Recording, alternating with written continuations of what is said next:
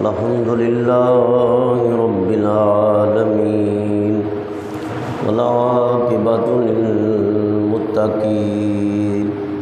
والصلاة والسلام على سيد الأنبياء والمرسلين ونشهد أن سيدنا وسندنا شفيعنا وكريمنا ورؤوفنا ورحيمنا وأعلانا وأولانا ومولانا محمدا عبده ورسوله أما بعد فأعوذ بالله من الشيطان الرجيم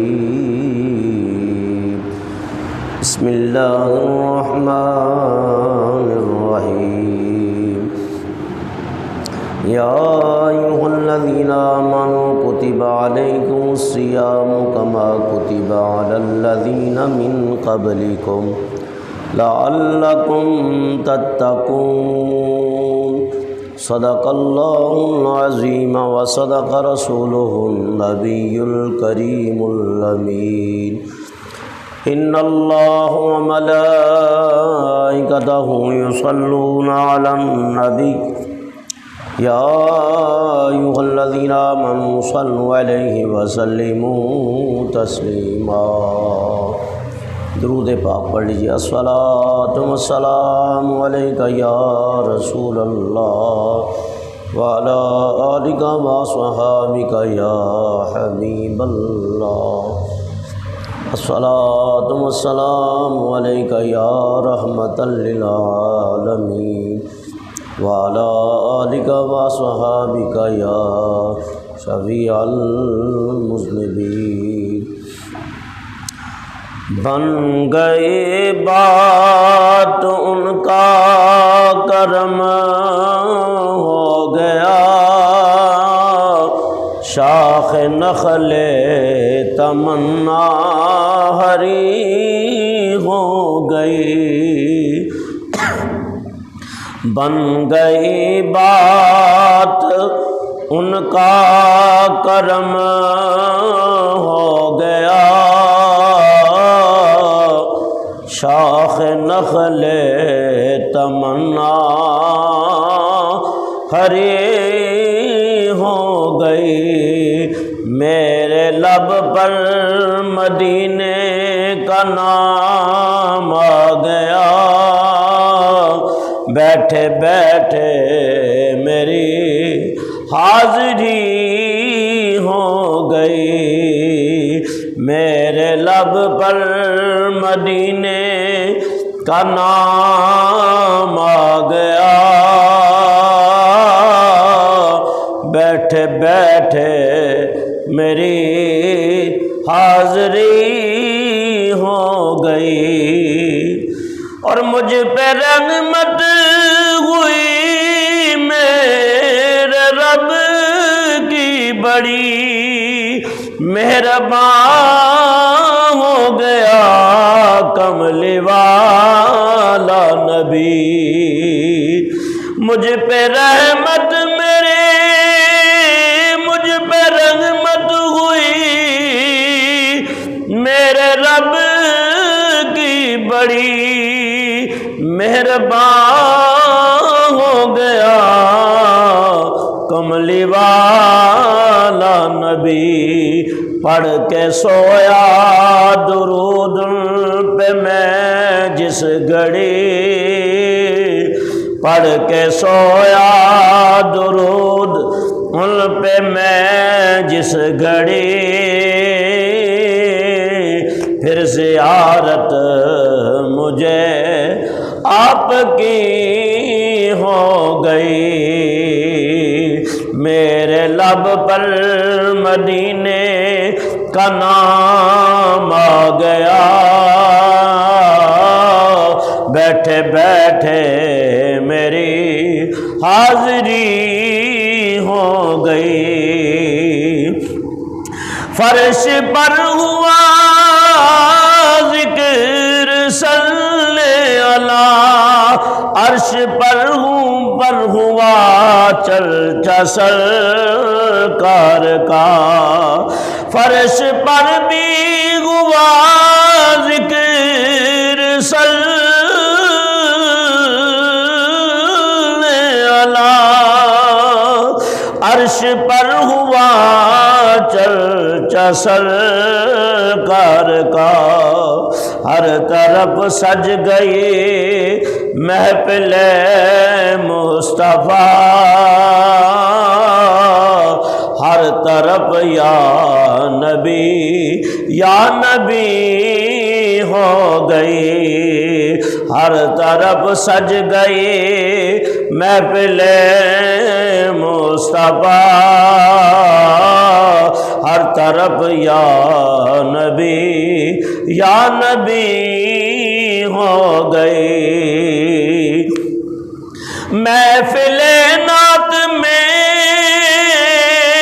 آیا جایا کرو، اپنے سوئے مقدر جگایا کرو، محفل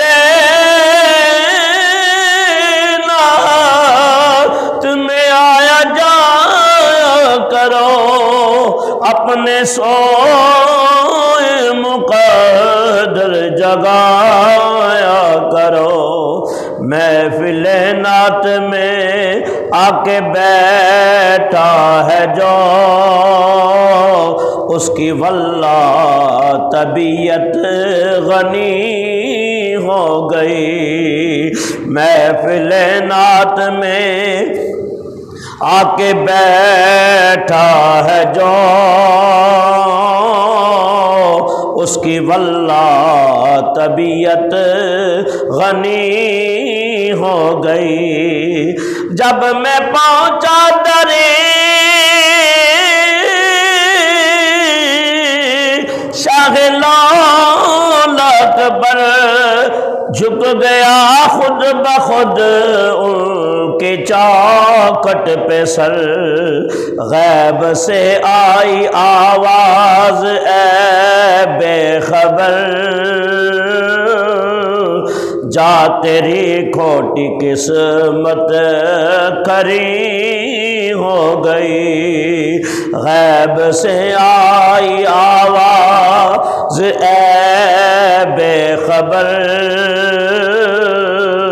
جا تیری کھوٹی قسمت کھری ہو گئی۔ سبز گنبد کے بیٹھا ہوں سائے تلے، جالیوں کے بجی بر کے بوسے لیے، نقش پائے نبی پر میں سجدے کیے، یوں میری معتبر بندگی ہو گئی، نقش پائے نبی پر ہے سجدے کیے، یوں میری معتبر بندگی ہو گئی۔ جھونکے ٹھنڈی ہوا کے آنے لگے، لوگ آنکھوں پہ اپنی بٹھانے لگے، جھونکے ٹھنڈی ہوا کے آنے لگے،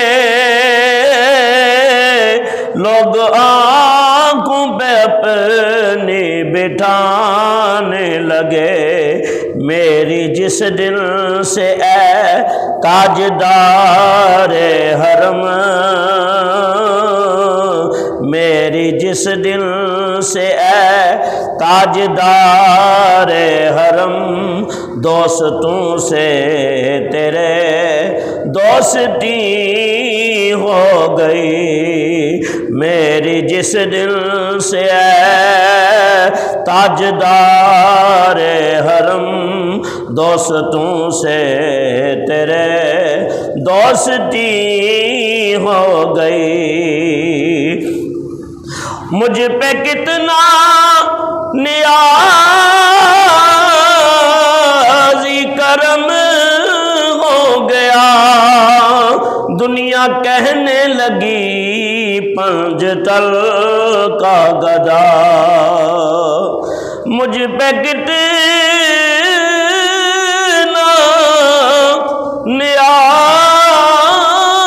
نیازی کرم ہو گیا، دنیا کہنے لگی پنج تل کا گدا، اس گھرانے کا جب سے میں نوکر ہوا، اس گھرانے کا جب سے میں نوکر ہوا، سب سے اچھی میری نوکری ہو گئی، بن گئی بات ان کا کرم ہو گیا، شاخ نخل تمنا ہری ہو گئی، میرے لب پر مدینے کا نام آ گیا، بیٹھے بیٹھے میری حاضری ہو گئی۔ حمد و ثنا بعد بارگاہ رسالت مآب صلی اللہ علیہ وسلم میں نذرانہ عقیدت پیش کرنے کے سورۃ البقرہ دوسرا پارہ آیت نمبر 183 تلاوت کرنے کا شرف حاصل کیا ہے۔ دعا ہے اللہ تعالیٰ حق بیان کرنے، سننے، قبول کرنے اور اس پر قائم رہنے کی ہم سب کو اللہ توفیق عطا فرمائے۔ ماہ رمضان مبارک کی آمد ہے اور دعا ہے اللہ تعالیٰ اس ماہ مبارکہ کی صحیح معنوں میں ہمیں تعظیم اور اس کی قدر کرنے کی، عبادت کرنے کی، تلاوت قرآن کرنے کی اور تراویح کی صورت میں پورا قرآن پاک سننے کی اللہ توفیق عطا فرمائے، اور اس ماہ مقدس کی برکت سے اللہ تعالیٰ ہماری اور ہمارے آباء و اجداد اور والدین کی، حضور کی ساری امت کی اللہ کامل بخشش اور مغفرت فرمائے۔ قرآن کریم کے اندر اللہ تبارک و تعالیٰ نے اس ماہ مبارک کا ذکر فرمایا۔ ارشاد بارک تعالیٰ ہے یا ایھا الذین آمنوا کتب علیکم الصیام کما کتب علی الذین من قبلکم لعلکم تتقون، فرمایا ایمان والو تم پر ہم نے روزے فرض کیے ہیں جیسا کہ فرض کیے گئے تھے تم سے پہلوں پر، تاکہ تم پرہیزگار ہو جاؤ۔ برادران اسلام، اس آیت کریمہ میں اللہ تبارک و تعالیٰ نے روزوں کی فرضیت کا ذکر فرمایا۔ رمضان مبارک کے روزے نبی پاک صلی اللہ علیہ وسلم جب ہجرت کر کے مدینہ تشریف لائے تو 17 مہینے کعبۃ اللہ کی طرف، بیت المقدس کی طرف رخ نبوت کر کے آپ نے نمازیں پڑھی 16 یا 17 مہینے، اور پھر اہل یہود کے اعتراض کے بعد اللہ تعالیٰ نے آپ کے لیے کعبۃ اللہ کو قبلہ مقرر فرما دیا، اور کعبۃ اللہ کو قبلہ مقرر فرمانے کے 1 مہینے بعد یعنی 18ویں مہینے، ہجرت کے 18ویں مہینے 10 شعبان المعظم کو 2 ہجری کے اندر روزوں کی فرضیت کا حکم آیا اور روزے فرض ہوئے، تو اللہ تبارک و تعالیٰ نے یہ ایمان والوں کو ارشاد فرمایا یا ایھا الذین آمنوا، اے ایمان والو، پتہ یہ چلا کہ روزہ اور ماہ رمضان کی صحیح معنوں میں عزت اور قدر قیمت ایماندار ہی جانتا ہے۔ ہر شخص اس کی عظمت نہیں جانتا۔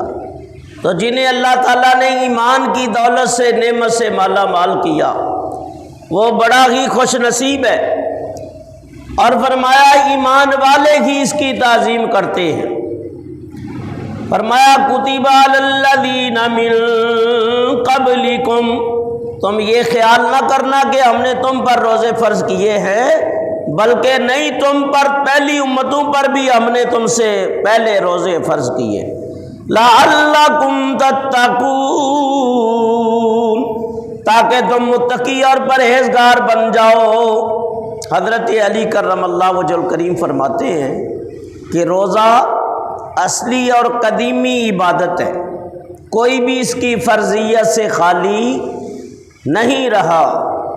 حضرت آدم علیہ السلام سے لے کر آج تک روزہ فرض رہا، لہٰذا یہ گمان اور خیال نہ کرنا کہ ہم نے تمہیں مشقت میں ڈالا ہے، بلکہ دیگر سابقہ انبیاء علیہ السلام اور ان کی امتوں پر بھی روزے فرض فرمائے۔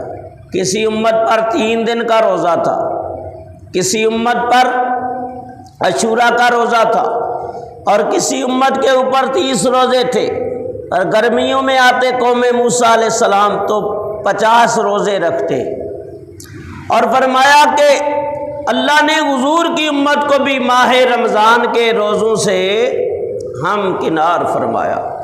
ایک روزہ ہے فرض، کیا ہے؟ فرض، اور ایک روزہ ہے واجب، اور ایک روزہ ہے نفل۔ تو یہ 3 قسمیں ہیں۔ روزہ نفل، اس کے بارے میں پہلے عرض کروں گا کہ حضرت علی کرم اللہ وجہ الکریم ارشاد فرماتے ہیں کہ ایک دن دوپہر کے وقت حضور کی خدمت میں حاضر ہوا، اور آپ کی بارگاہ بے کس پناہ میں نے سلام عرض کیا۔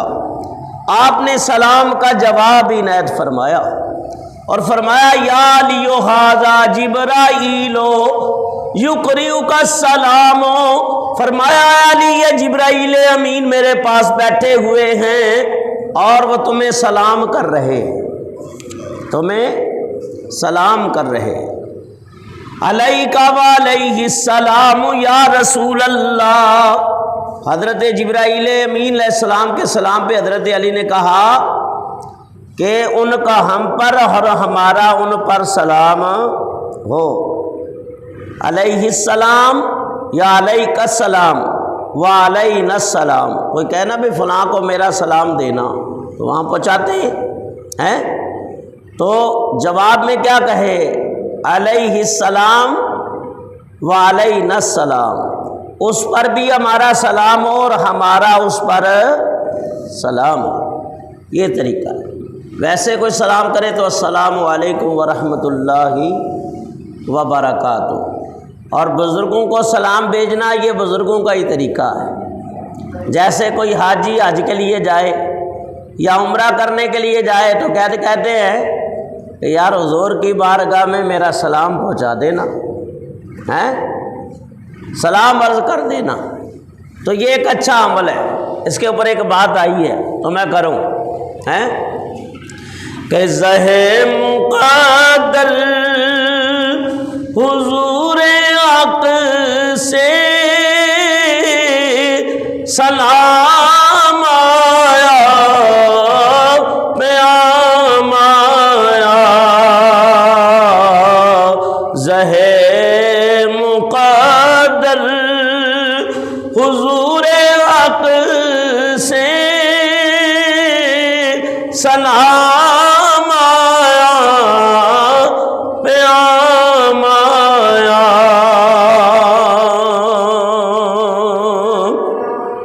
یہ کہنا آقا بہت سی عاشق تڑپنے چھوڑ آیا ہوں میں، بلاوے کے منتظر تھے لیکن نہ صبح شام آیا زہے مقدر حضور عقل سے سلام آیا پیام آیا جھکاؤ نظریں بچھاؤ پلکیں ادب کا اعلیٰ مقام آیا۔ تو عاشق حضور کی بارگاہ میں سلام بھیجتے ہیں، اور کچھ ایسے خوش نصیب بھی ہیں کہ جنہیں نبی پاک صلی اللہ علیہ وسلم کسی کو زیارت کرا کے کہ فلاں کو میرا سلام پہنچا دینا، وہ بھی خوش نصیب ہے۔ اور کسی کو ظاہری حضور سلام بھیجتے ہیں، جیسے حضرت عمر اور حضرت علی کو بھیجا، یا حضرت بلال کو بھیجا کہ اویس بن عامر کے پاس یمن میں چلے جاؤ، میرا عاشق ہے، میرا سلام کہنا، اور کہنا میری امت کے لیے دعا کرے۔ تو برکہ حضرت علی نے سلام کا جواب دیا۔ پھر نبی پاک علیہ الصلوۃ والسلام فرمانے لگے ادنو منی ودنوت منہ، فرمایا علی میرے قریب ہو جا، میں نبی پاک کے قریب ہوا۔ فرمایا علی یہ جبرائیل امین تجھے کہہ رہے ہیں کہ ہر ماہ کے 3 روزے رکھا کرو، ہر مہینے کے 3 روزے رکھا کرو۔ پہلے روزے کے بدلے 10,000 سال کی عبادت کا ثواب اللہ عطا فرمائے گا، دوسرے دن کی عبادت کے بدلے 30,000 سال کی عبادت کا ثواب اجر اللہ عطا فرمائے گا، تیسرے دن کے روزے کے بدلے اے علی اللہ تعالیٰ تمہیں 1,00,000 سال کی عبادت کا اجر و ثواب عطا فرمائے گا۔ تو حضرت علی نے جب یہ سنا کہ یہ 3 دن کے روزے نفلی میرے لیے ہیں یا صرف خاص ہیں یا حضور کی اور امت کے لیے، تو انہوں نے سوال کیا ھذا الثواب لی خاصۃ ام للناس عامۃ یا رسول اللہ صلی اللہ علیہ وسلم، یہ ثواب میرے لیے ہے یا اور لوگوں کے لیے؟ تو حضور علیہ الصلوۃ والسلام نے کیا فرمایا؟ یؤتیک اللہ ھذا الثواب ولمن یعمل بعملک بعدک، فرمایا علی اللہ تجھے بھی اجر و ثواب عطا فرمائے گا، اور تیرے بعد جو اس پہ عمل کرے گا اللہ اسے بھی یہ ثواب عطا فرمائے گا۔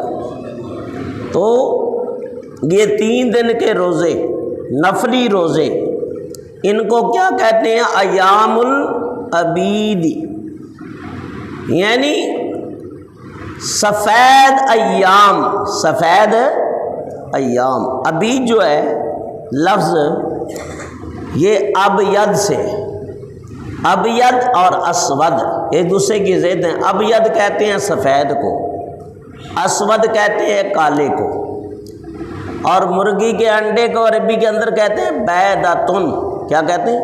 بیدتن۔ بیدا اسے اس لیے کہتے ہیں کہ وہ سفید ہوتا ہے۔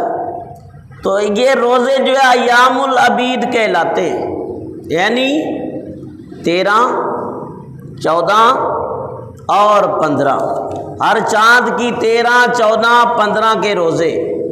فرمایا جو یہ رکھے گا تو اللہ تبارک و تعالیٰ اسے اجر و ثواب عطا فرمائے گا۔ اور اس کی وجہ بتا دی گئی کہ ایام العبید کیوں پڑا اس کا نام، اس کی وجہ ہے، سنو۔ حضرت آدم علیہ السلام جب جنت سے دنیا میں تشریف لائے تو میاں جنت تو روشنیوں کا گھر ہے، اللہ کے انعام و کرام کا گھر ہے، وہاں رات کا کوئی معاملہ نہیں ہے، روشنی کی روشنی ہے، اور خاص کر اللہ کا کرم ہے، آرام اور سکون کی جگہ ہے۔ تو حضرت آدم علیہ السلام نے اس جنت سے جب زمین پہ قدم رکھا تو ظاہر ہے کہ وہاں ہر طرف روشنیاں اور بہاریں اور معاملات، تو جسم اقدس جو ہے جنت کی نعمتوں کا عادی تھا، جنت کی ہواؤں اور بہاروں کا عادی تھا، اس نے کبھی گرمائش اور سختی دیکھی نہیں تھی۔ تو ایک مثال دیتا ہوں، بہت سارے لوگ بنگلوں میں رہتے ہیں، اے سیوں میں رہتے ہیں، اور فیکٹریوں میں جائیں تو اے سی، دفتروں میں جائیں تو اے سی، گاڑیوں میں بیٹھیں تو اے سی۔ ایسے ماحول میں رہنے والوں کی طبیعت تھوڑی سی وہ گرمائش اور گرمی سے گھبراتی ہے، تو عادی ہو چکا ہے انسان۔ تو اسی طرح فرمایا حضرت آدم علیہ نبی علیہ السلام جنت سے جب دنیا میں تشریف لائے تو ایک تو دنیا کی سختیاں اور سورج کی گرمائش وہ جسم اطہر پہ پڑی تو آپ کے جسم اطہر کا رنگ بدل گیا، متغیر ہو گیا، ایسا ہو گیا جیسے سیاہی بمائل ہوتا ہے۔ آپ میں بہت سارے کراچی میں رہ رہے ہیں، گاؤں دیہات سے ہو کے آتے ہیں تو وہ پتہ چل جاتا ہے بھئی یہ سفر کر کے آیا ہے۔ تو یہاں اور وہاں پہ فرق ہے، ٹھنڈے علاقے والے اگر گرم علاقے میں چلے جائیں تو ان کی حالتیں جسم کی بدل جاتی ہیں۔ تو حضرت آدم علیہ السلام کے جسم کی حالت بھی بدل گئی، تو آپ کے جسم اطہر کے اوپر وہ اثرات مرتب ہوئے کہ رنگ مبارک سیاہی بمائل ہو گیا۔ تو حضرت جبرائیل امین علیہ السلام آئے اور کہنے لگے حضرت آپ 3 روزے رکھے، 13 اور 14 اور 15 کا روزہ رکھے۔ تو ایک دن روزہ رکھا، پہلا روزہ رکھا تو حضرت آدم کے جسم مبارک کا ایک حصہ سفید ہو گیا، اپنی اصلی حالت پہ آ گیا۔ دوسرے دن رکھا تو دوسرا حصہ سفید ہو گیا، تیسرا روزہ رکھا تو تیسرا حصہ بھی سفید ہو گیا، یعنی تینوں حصے سفید ہو گئے۔ اچھا، لفظ روزہ الامساک عن المفطرات ما اقتران النیت به من طلوع الفجر الى غروب الشمس۔ روزے کی تعریف کرتے ہیں صاحب تفسیر قرطبی جلد دوم صفحہ نمبر ہے 273 کہ روزے کی نیت کے ساتھ ہر قسم کے مفطرات یعنی کھانے پینے اور جماع سے رک جانا۔ معلوم ہوا روزے کی نیت کے ساتھ طلوع فجر یعنی پو پھٹنے سے لے کر غروب آفتاب تک کھانے پینے اور مباشرت سے بعد رہنے کا نام روزہ ہے۔ اور روزے کی بڑی حکمتیں، اللہ علیم اور حکیم ہے، اس کا کوئی کام حکمت اور دانائی سے خالی نہیں ہوتا۔ اللہ تعالیٰ نے ملائکہ کی انجمن ایک بار ارشاد فرمایا کہ یاد رکھو میں دنیا میں اپنا نائب بنانے والا ہوں۔ وہ کہنے لگے ایسا نائب کیا کرے گا جو فساد کرے؟ اللہ فرمانے لگا انی اعلم ما لا تعلمون، جو میں جانتا ہوں وہ تم نہیں جانتے۔ پھر اللہ تبارک و تعالیٰ نے ان کی اولاد پر یعنی آدم علیہ السلام اور انبیاء علیہ السلام اور ان کی امتوں پر روزے رکھے۔ امت مصطفیٰ پر 1 مہینے کے روزے فرض کیے کہ ملائکہ کو اس حکمت کا علم ہوا کہ آدم کو کیوں پیدا کیا، تو ملائکہ جن میں کھانے پینے اور شہوت کی طبی طور پر صلاحیت نہیں رکھی، ان خواہشات کو انسان میں پیدا کر کے اللہ نے روزہ رکھنے کا حکم دیا۔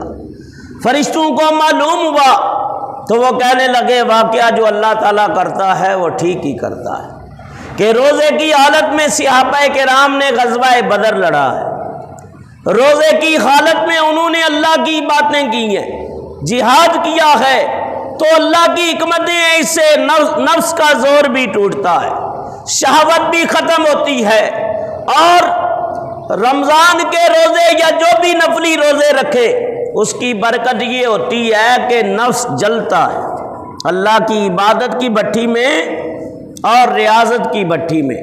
تو جیسے روزے سے انسان روزہ رکھنے سے اس کے گناہ جل جاتے ہیں اور اس کے دل کے اندر اللہ تعالیٰ کا نور پیدا ہوتا ہے اور نفس مرتا ہے۔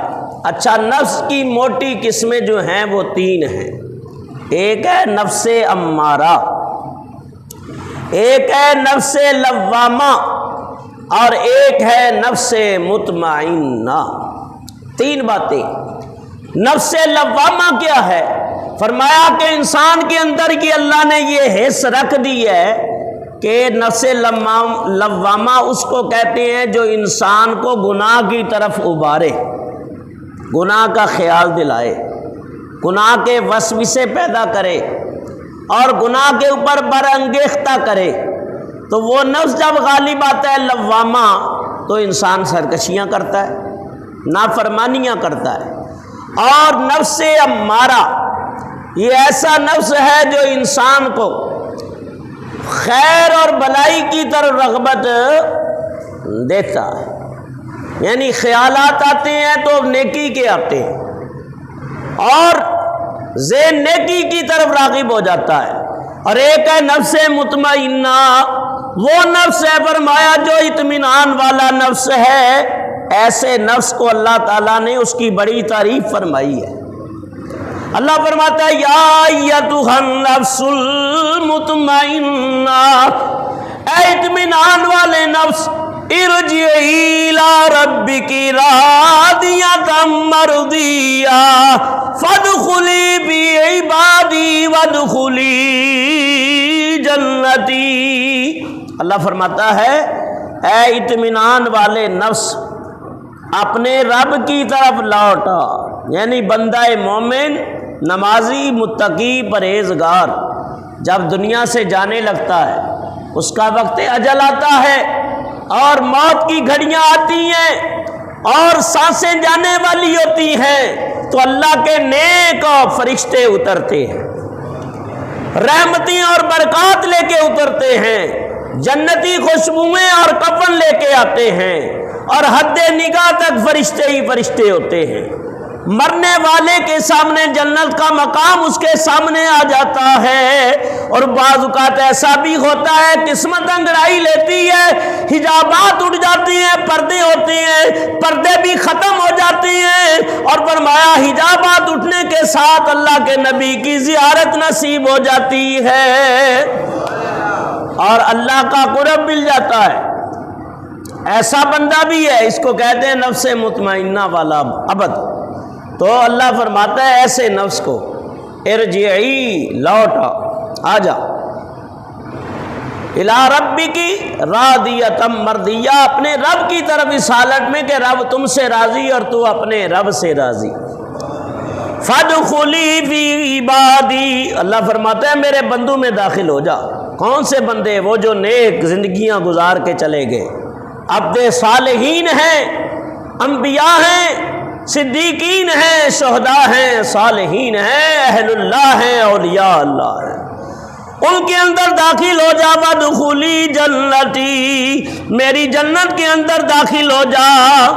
تو یہ نفس لوامہ، یہ برائی والا نفس روزہ رکھنے سے اس کا زور ٹوٹ جاتا ہے اور شہوت کا زور ٹوٹ جاتا ہے، برے خیالات ختم ہو جاتے ہیں اور انسان جو ہے خیر اور بلائی کی طرف آ جاتا ہے۔ تو روزہ رکھنے سے یہ بڑا اچھا فائدہ ہوتا ہے۔ ایک بات اور بتا دوں کہ حضرت بابا فرید الدین گنج شکر رحمۃ اللہ علیہ، ایک تو آپ کی عادت تھی کہ ہر ایک آدمی کو آپ خلافت نہیں دیتے تھے، خلافت اسی کو دیتے تھے جو اہل ہوتا تھا، اور دوسرا آپ اپنے مریدوں پہ بڑی سختی کرتے تھے۔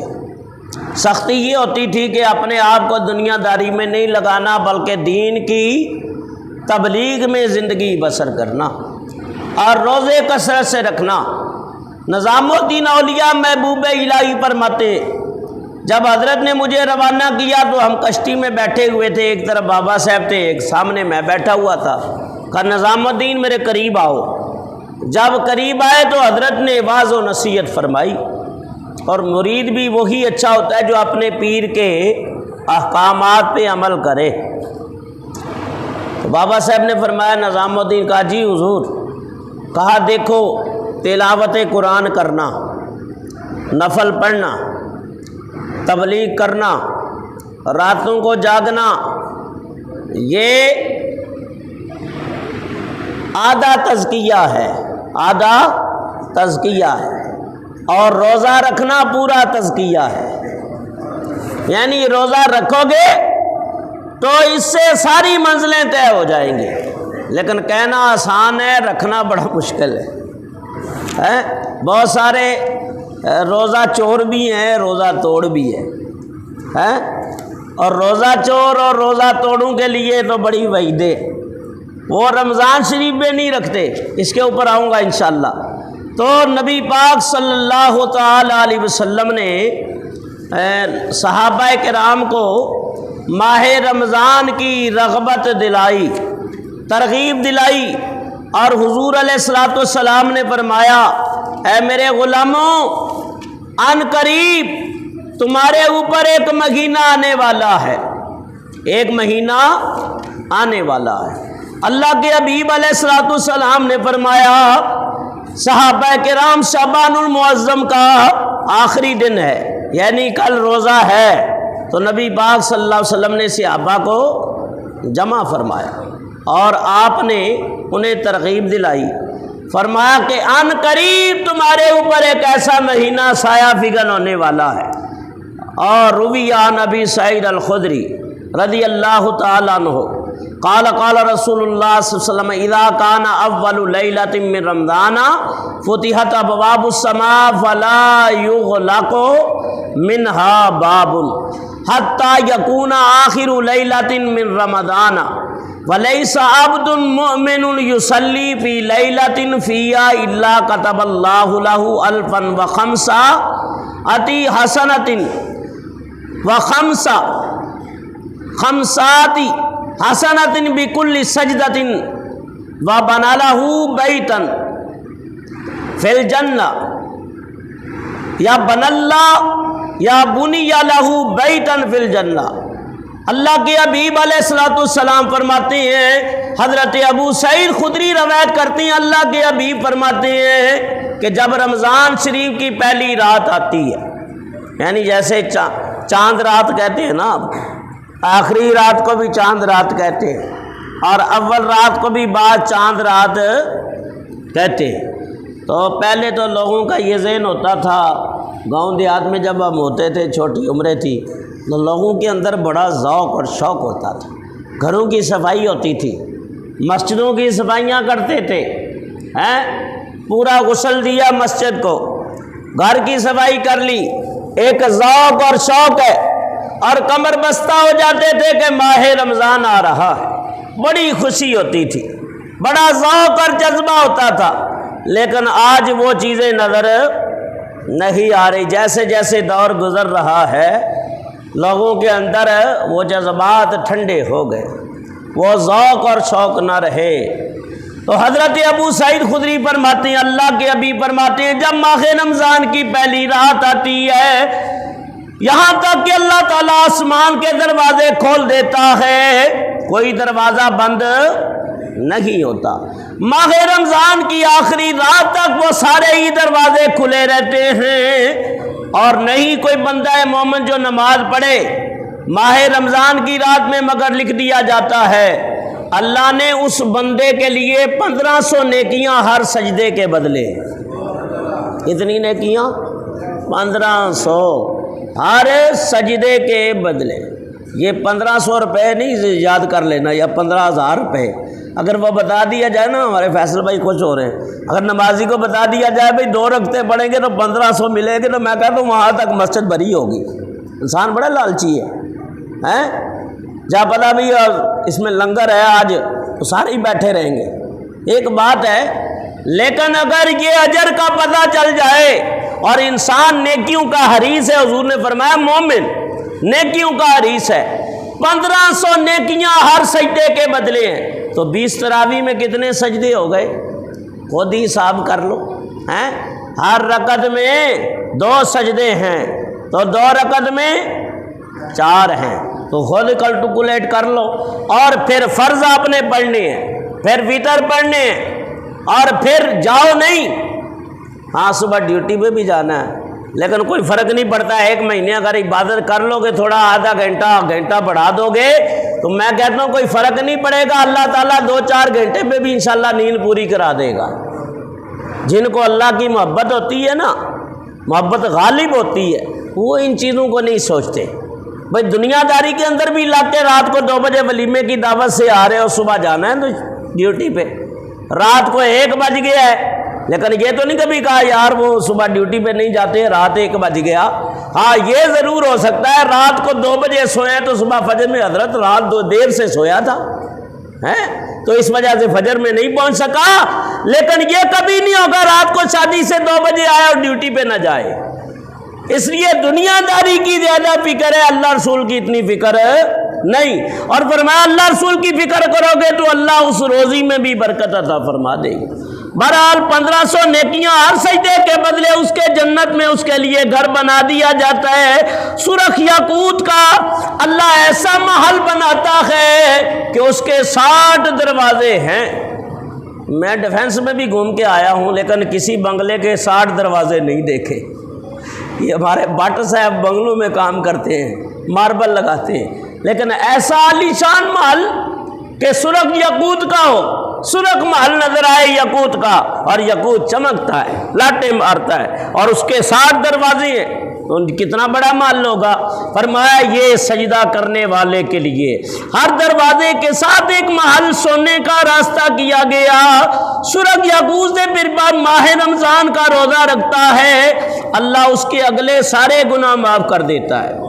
اس کی مثال رمضان شریف کے ہر دن کا ثواب ہے، استغفار کرے تو اس کے ہر دن 70,000 فرشتے صبح کی نماز سے غروب آفتاب تک اس آدمی کے لیے، اور اس سجدے کے بدلے جو ماہ رمضان کے دن یا راتوں میں کیا، ایک درخت لگا دیا جاتا ہے جس کے سائے میں چلنے والے سوار کی مسافت 500 سال کی راہ ہے۔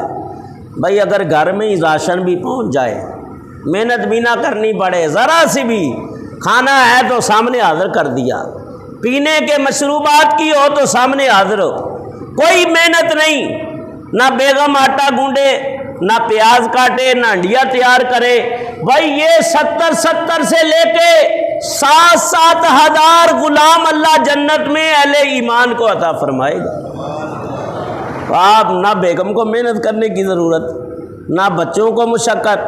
فرمایا یہ سارا دنیا میں تکلیف اٹھا لو، مشقتیں اٹھا لو، نمازیں پڑھ لو، فرمایا جنت میں تکیے لگا کے بیٹھے رہو گے، ہاں بھئی یہ چیز لے آؤ، حکم چلانا ہے، فرشتے لے آئیں گے، باندیاں اور غلام لے آئیں گے۔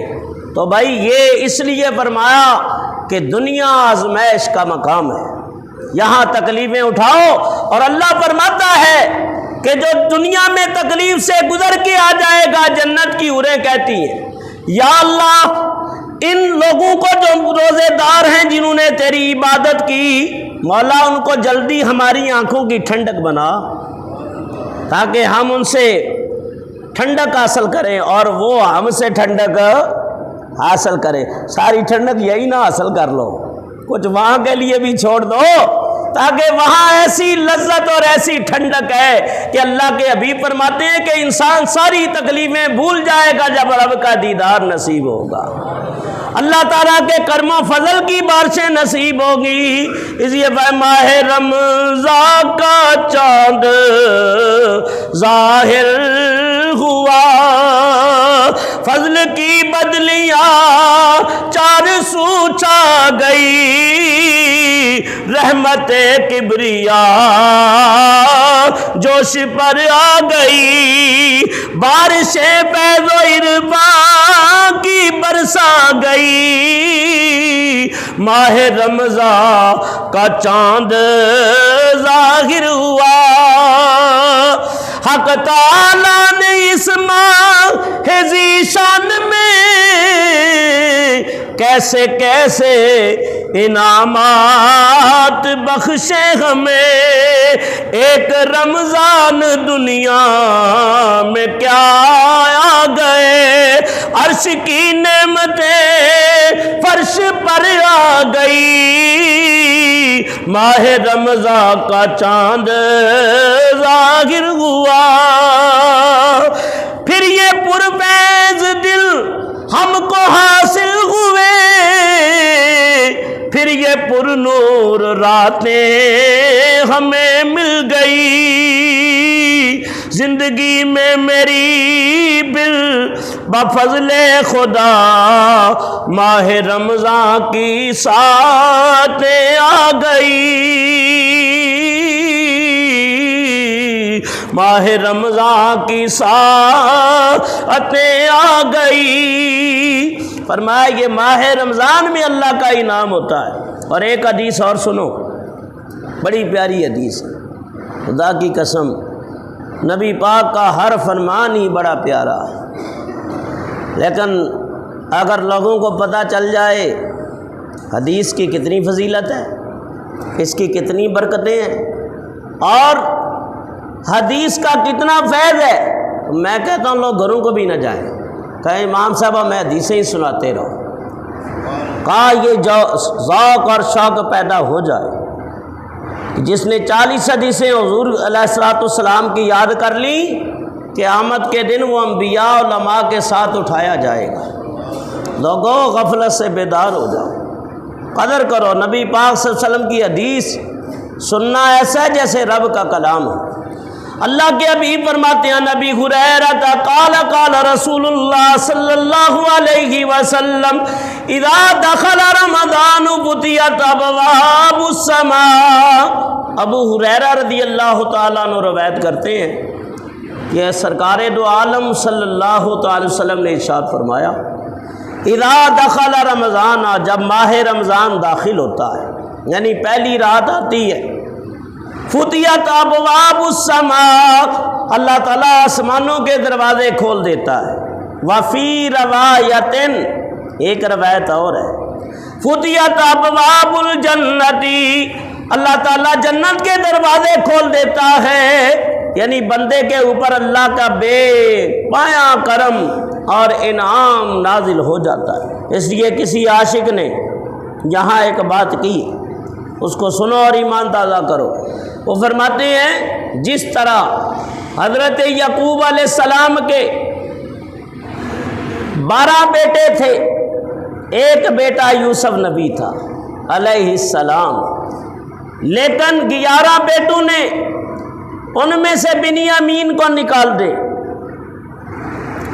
اور باقی بیٹوں نے جو عمل دہرایا، جو تاریخ دہرائی، وہ ناقابل معافی تھی، جرم عظیم تھا کہ نبی کے ساتھ ایسا سلوک کیا، بھائیوں نے مارا بھی، زخمی بھی کیا اور کنویں میں بھی ڈال دیا، یہاں تک پھر جھوٹ بولا، بدم کذب، بھیڑیے کا جھوٹا خون لگا کے لے گئے، کہا ابا یوسف بیٹے کو، آپ کے پیارے بیٹے کو بھیڑیا کھا گیا، تو انہوں نے کہا فصبر جمیل، میں صبر کرتا ہوں، اللہ بہترین صبر کرنے والوں کے ساتھ ہے۔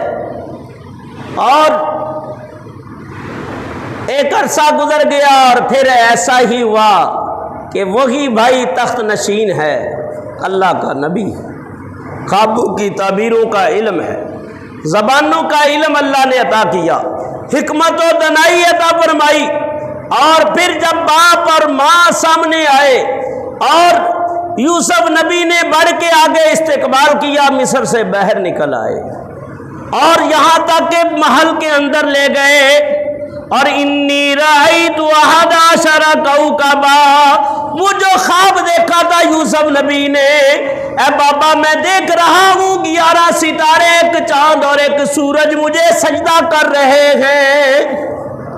وہ خواب پوری ہوئی کیونکہ نبی کی خواب تھی، اور بھائیوں نے جو جرم کیا اس دن سارا ہی معاف کر دیا۔ یوسف نبی نے باپ کے کہنے پہ اور ماں کے کہنے پہ معاف کر دیا۔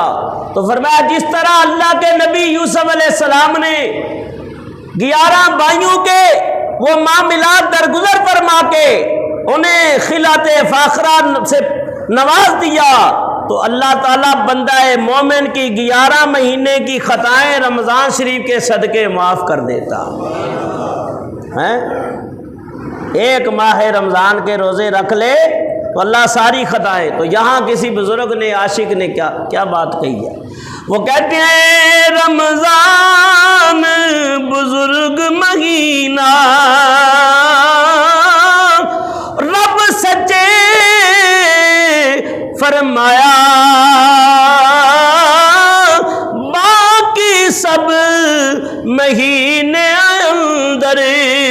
تے عالی رتبہ پایا، ذکر دعا عبادت جو کوئی تے ایس مہینے کردہ، 70 حصے اجر گھندا تے مالک بہرو بردا، یعنی اس میں اجر بڑھ جاتا ہے۔ تو بات چل رہی تھی فتحت ابواب الجنہ، اللہ جنت کے دروازے ماہ رمضان کی پہلی رات آتی ہے کھول دیتا ہے۔ وغلقت ابواب جہنم، اور جہنم کے دروازے بند کر دیے جاتے ہیں۔ وسلسلات الشیاطین، اور شیطان پابندے سلاسل کر دیا جاتا ہے، لیکن باوجود اس کے لوگ پھر بھی گناہ کرتے ہیں۔ بھائی شیطان تو گناہ کراتا ہے، لیکن پھر بھی جب یہ بند کر دیا جائے، ادھر توجہ کرو کہ شیطان پابندے سلاسل ہو جائے لیکن انسان پھر بھی گناہ کرتا ہے، تو کیا بات ہے؟ شیطان کو ساریاں لوگ گالیاں دیتے ہیں، بڑا خبیث ہے، یہ ہے وہ ہے، شیطان بڑا اہل ہے، اللہ کا راندہ درگاہ بندہ ہے کہ یہ ہم سے گناہ کراتا ہے۔ مجھے بتاؤ آپ کیا کرو گے؟ یہ تو بند ہے، 70,000 یا 70 زنجیریں پہنا کے اس کو گہرے سمندروں میں ڈال دیا جاتا ہے، پھر بھی لوگ روزہ نہیں رکھتے، گانے باجے سنتے ہیں، فلمیں ڈراموں میں لگے رہتے ہیں، روزے نہیں رکھتے، پان گٹکے کھا رہے ہوتے ہیں۔ اب تو ہوٹلیں بھی سرے عام کھلے ہوتے ہیں، یہ نام والے پولیس والے کھڑے ہوتے ہیں، ہاں جی پولیس والے پکڑ لیں گے، وہ خود کھا رہے ہوتے ہیں، وہ خود بیٹھے ہوتے ہیں ہوٹلوں میں، اور سوٹے بھی لگ رہے ہیں۔ رمضان شریف کے مہینے میں الامان والحفیظ کہ مسلمان کا کردار یہ نظر آتا ہے ماہ رمضان میں۔ تو فرمایا کہ یاد رکھو شیطان تو گناہ کراتا ہی کراتا ہے، پھر 11 مہینے جو انسان گناہ کرتا ہے نا، اس کا نفس بھی شیطان ہو جاتا ہے، نفس بھی شیطان ہوتا ہے۔ ایک بزرگ ہے، انہوں نے ایک کلام لکھا ہے، میں نے پچھلے سال بھی سنایا تھا، وہ کیا کہتے ہیں؟ وہ دیپ خوشیوں کے جلاؤ ماہ رمضان آ گیا، دیپ خوش، اس میں تقریر کے نقطے بھی ہیں، دیپ خوشیوں کے جلاؤ ماہ رمضان آ گیا، رب سلم گنگناؤ ماہ رمضان آ گیا، اور دیپ خوشیوں کے جلاؤ ماہ رمضان آ گیا۔ اب جو حدیث بیان کر رہا ہوں اس کا ترجمہ سنو کہ قید ہے شیطان پر یہ نفس بھی شیطان ہے، قید ہے شیطان پر یہ نفس بھی شیطان ہے، ارے اس کے دھوکے میں نیا ماہ رمضان آ گیا، دیپ خوشیوں کے جلاؤ ماہ رمضان آ گیا، اور نفل پڑھنے سے فرائض کا ملے درجہ تمہیں،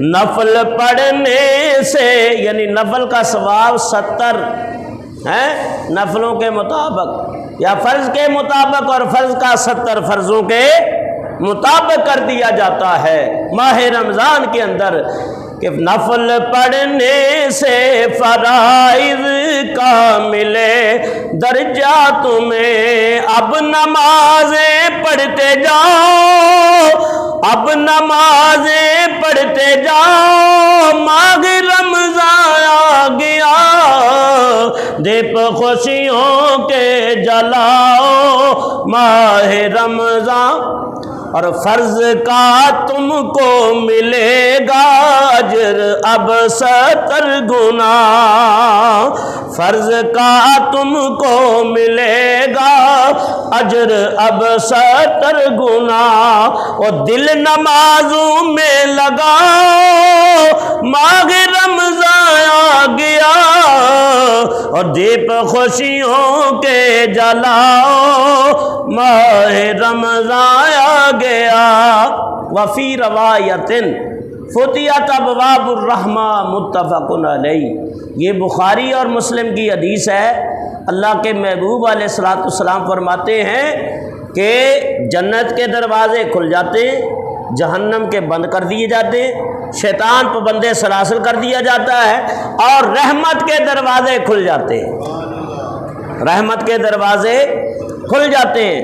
اور پھر حضور فرماتی ہیں عن سہل بن سعد قال قال رسول اللہ صلی اللہ علیہ وسلم فی الجنت ثمانیۃ ابواب منها باب یسم الریان لا يدخله الا الصائمون۔ سہل بن سعد نے اس حدیث کو روایت کیا ہے۔ وہ فرماتے ہیں کہ اللہ کے محبوب علیہ الصلوۃ والسلام نے فرمایا کہ جنت کے 8 دروازے ہیں، ایک ہی دیوار میں، جیسے یہ ایک مسجد کی دیوار ہے، 1 2 3 دروازے۔ تو جنت کی دیوار تو بہت بڑی ہے، اور ایک دروازہ جو ہے فرمایا سینکڑوں میلوں کے اوپر پھیلا ہوا ہے، اور ایک دروازے سے جب لوگ گزریں گے تو اتنا رش ہوگا جنت میں داخل ہونے والوں کا کہ چڑ کی آواز جیسے آتی ہے نا، گھسیٹ کے آدمی چلتا ہے یا لکڑی کے ساتھ لکڑی لگائیں تو ایک آواز پیدا ہوتی ہے، ایسے ان دروازوں سے آوازیں پیدا ہوں گی، یعنی کثرت سے اتنی مخلوق جنت میں داخل ہوں گی۔ اور حضور فرماتے ہیں آخری جنتی کو اللہ جو آخری جہنم سے نکال کے جنت میں داخل کرے گا، حضور فرماتے ہیں میں اس کو بھی جانتا ہوں، اس کو پوری جنت جتنا اس اکیلے کو ایک علاقہ دے دیا جائے گا، اس کی کیفیت پھر کبھی انشاءاللہ بیان کریں گے۔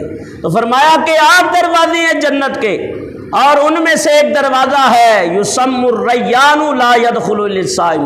ہاں اللہ اپنے کرم سے فضل سے گناہ گار کو بخش دے، فضل کرے یا حضور کی شفاعت سے بخشا جائے، لیکن جو روزہ نہیں رکھتا وہ اس دروازے میں داخل نہیں ہو سکتا۔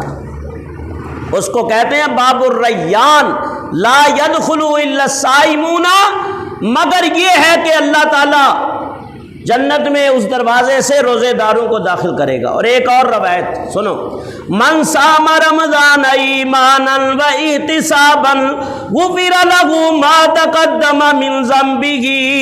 فرمایا کہ جب ماہ رمضان آتا ہے، جس نے روزہ رکھا ایمان کی خاطر اور ثواب کی خاطر، غفر له ما تقدم من ذنبه، اللہ اس کے پچھلے سارے گناہ معاف کر دیتا ہے۔ ومن قام رمضان ایمانا احتسابا غفر له ما تقدم من ذنبه، جو ایمان کی خاطر اور ثواب کی خاطر ماہ رمضان کی راتوں کو عبادت میں کھڑا ہوا ہے، اس سے مراد نماز تراویح ہے۔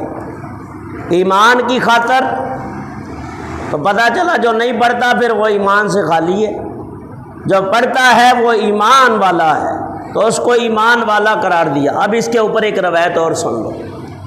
نبی پاک صلی اللہ علیہ وسلم ویسے تو حضور رحمت للعالمین ہے کہ نہیں ہے، نبی پاک نے کافروں کے لیے بھی چادریں بچھائی ہیں، طیب میں پتھر کھا کے بھی دعا دی اللہم اہدی ھذا القوم فانہم لا یعلمون، یا اللہ یہ میری قوم میرے مقام کو نہیں جانتی، تو انہیں ہدایت عطا فرما۔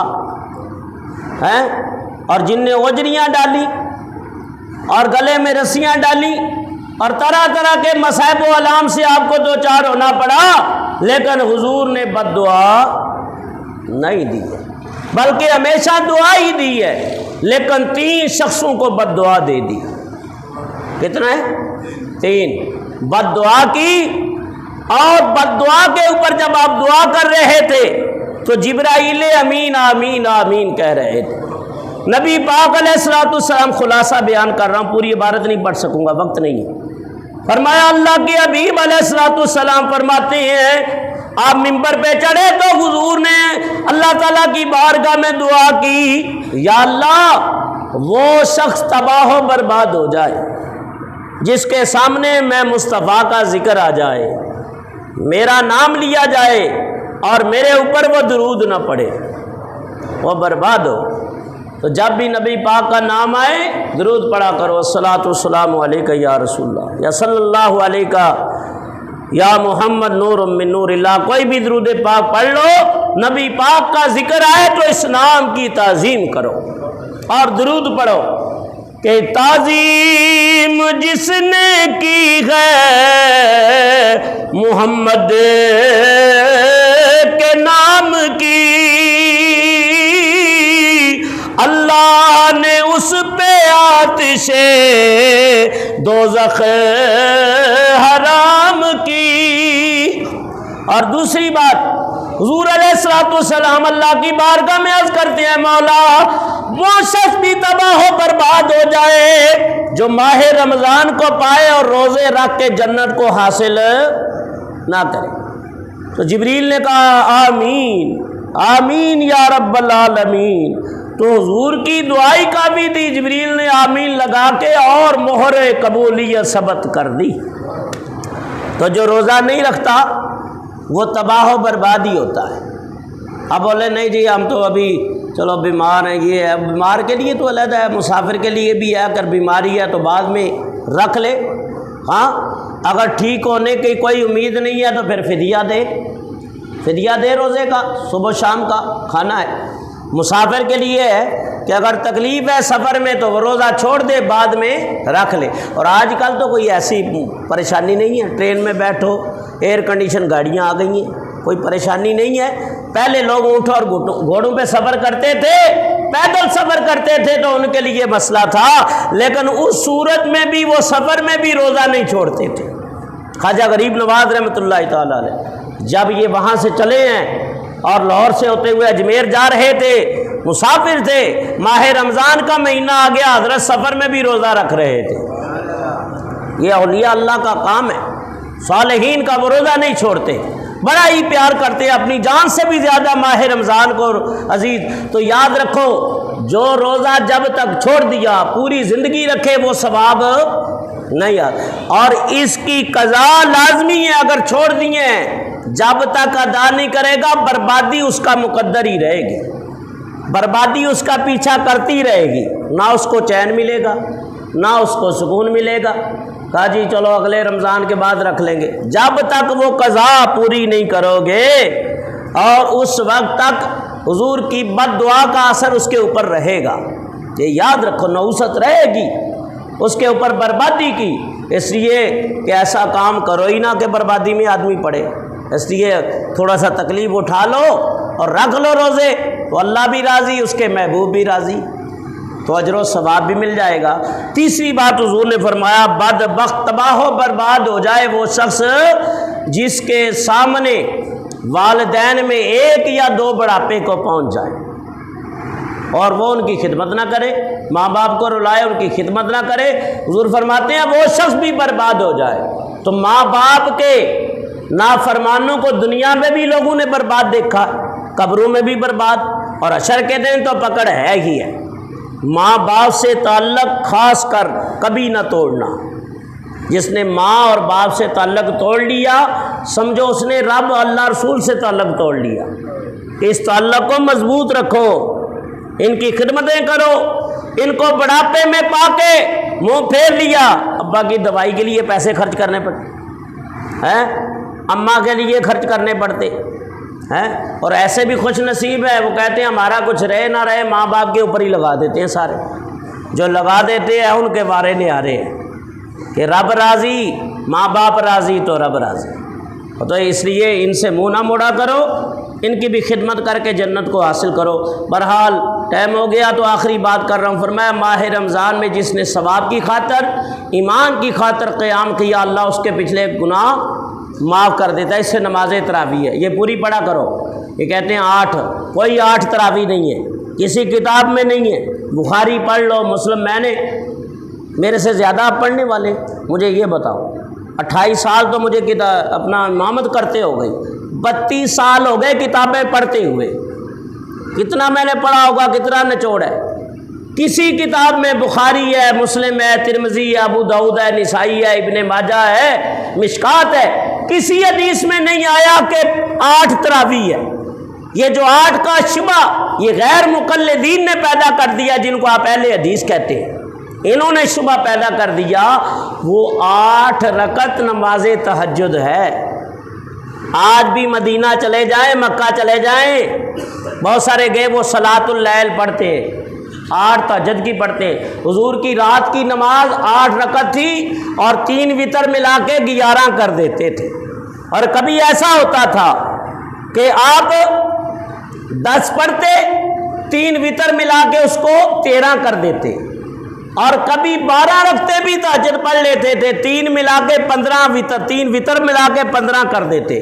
یہ دھوکہ کھا کے حدیث کو سمجھ نہ سکے کہ بلا 8 رکعت تراویح ہے تو 8 رکعت تراویح نہیں، تراویح 20 رکعت ہی ہے۔ ہاں نبی پاک نے جماعت نہیں فرمائی ہے، جبرائیل امین سے آپ نے نماز تراویح کے اندر قرآن کا دور کیا ہے۔ ہر رمضان میں دور ہوتا تھا، جبریل سناتے تھے، حضور پیچھے کھڑے ہو کے سنتے تھے، پھر اللہ کے حبیب آگے مصلی پہ، جبریل پیچھے کھڑے ہو جاتے، حضور کا قرآن سنتے۔ جس سال آپ کا وصال ہوا 2 مرتبہ دور کیا قرآن پاک کا، اور یہ 20 رکعت تراویح جو ہے باقاعدہ استقامت کے ساتھ حضرت فاروق اعظم نے اس کو رائج کیا ہے۔ ٹھیک ہے، یہ سنت مؤکدات میں ہے، نبی پاک کے صحابی حضرت فاروق اعظم، اور حضور فرماتے ہیں علیکم بسنتی و سنت الخلفاء الراشدین، میری سنت پہ چلو، میرے خلفاء کی سنت کے اوپر۔ یہ نمازی جو 8 پڑھ کے ڈنڈی مار کے نکل جاتے ہیں، بڑے سیانے بنتے ہو نا تم، لگ پتہ جائے گا آگے جاؤ گے تو ہے، کہتے ہیں یہ تو سنت ہی ہے، اور میاں زندگی میں یہ پڑھ لو، پتہ نہیں کون سے سجدے میں تیری بخشش چھپی ہوئی ہو، جہاں 8 پڑھتے ہو 20 پڑھتے ہوئے کیا 1 انچ کم ہو جاؤ گے یا بڑھ جاؤ گے؟ ثواب زیادہ ہوگا، عبادت ہوگی ماہ رمضان کی ساتوں کے اندر۔ یہ 8 کا ذہن نکال دو، یا بات سمجھتے ہیں کہ بھائی 10 دن تراویح پڑھ لی، پورا قرآن سن لیا، اب جان چھوٹ گئی، نہیں، آخری تراویح تک تراویح پڑھنی ہے۔ 15 روزہ قرآن پڑھ لیا، ابھی چھوٹ گئی، لوگوں کے ذہن میں ہے آخری دنوں میں شاپنگ کریں گے، موج مستی کریں گے، اب تراویح کی ضرورت نہیں، آخری رات تک تراویح پڑھنی ہے۔ اسے جان نہ چھڑایا کرو، مولوی پہ کوئی احسان نہیں کرو گے تم، یہ اپنے اوپر احسان کرو گے، مہربانی کرو گے، 20 پڑھو گے، میری طرف سے بلا سے کوئی بھی نہ پڑھے، مجھے کیا ہے، ہم نے تو پڑھنی ہے، اور جن نے پڑھنا ہے تو پھر پوری پڑھو، اس سے اللہ راضی ہوگا، رسول بھی راضی ہوگا۔ اور جو 20 پڑھ کے جاتے ہیں نا، تو میں بھی ان کے لیے ہاتھ اٹھا دیتا ہوں، یا اللہ ان نے 20 پڑھی ہیں، فیصل بھائی ہوتے ہیں، قریشی صاحب، ایسے بزرگ جو کرسیوں پہ بیٹھے ہیں، یہ پوری پڑھ کے جاتے ہیں، اور جوانوں ان سے ہی سبق حاصل کر لو، بڑھاپے میں 20 نہیں چھوڑ رہے اور تم ڈنڈیاں مار رہے، تو پوری پڑھا کرو۔ اللہ سے دعا ہے جو ذکر کیا اللہ اپنی بارگاہ میں قبول و منظور فرمائے۔ ابھی بھی موضوع کا کافی طویل ہے لیکن وقت ہو چکا، دعا ہے اللہ تعالیٰ ماہ رمضان آ رہا ہے اور اس کے اندر اللہ ہمیں کثرت سے عبادت کرنے کی توفیق عطا فرمائے، پوری تراویحاں پڑھنے کی توفیق عطا فرمائے۔ حضرت عمر نے دیکھا ایک تراویح وہاں پڑھ رہا ہے، ایک وہاں پڑھ رہا ہے، ایک وہاں پڑھ رہا ہے، تو آپ نے ایک صحابی جو اچھے قاری تھے کعب بن احبار، ان کو فرمایا کہ آپ ان کی امامت کریں، اور سب صحابہ کو ان کے پیچھے کھڑا کر دیا، تو 20 تراویح ہوتی تھی، اور آج تک 20 ہی ہم پڑھتے آ رہے ہیں۔ یہ 8 نماز تہجد ہے، اس میں حدیث کو سمجھنے میں غلطی کھا گئے، بہت سارے بہک جاتے ہیں، قرآن پڑھ کے بھی بہک جاتے ہیں، حدیث پڑھ کے بھی بہک جاتے ہیں، کیونکہ قرآن کا فیصلہ ہے یضل بھی کثیرا و یہدی بھی کثیرا، بہت سارے پڑھ کے قرآن گمراہ ہو جاتے ہیں، بہت سارے قرآن پڑھ کے ہی ہدایت پا جاتے ہیں۔ جب تک صحیح طرح سمجھو گے نہیں، اچھے استاد سے، اچھے عالم سے نہیں سمجھو گے تو پھر معاملہ خراب ہی ہوگا۔ اللہ سے دعا ہے جو ذکر کیا اللہ اپنی بارگاہ میں قبول و منظور فرمائے۔ وما علینا